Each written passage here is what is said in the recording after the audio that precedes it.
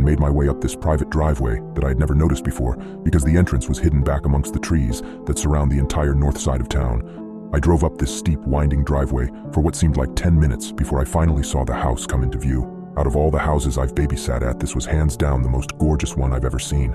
I hoped I would get some good money for this. I got out of my car and made my way up to the front porch, where I knocked on this gigantic wooden door. A few seconds later, a beautiful woman in her mid-30s answered and introduced herself as Mrs. Collins.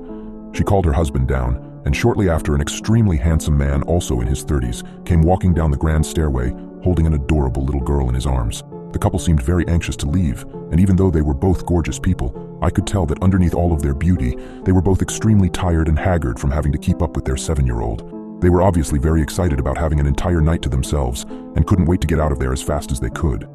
Before Mr. and Mrs. Collins left, however, Mrs. Collins handed me several pieces of paper and told me that she had written down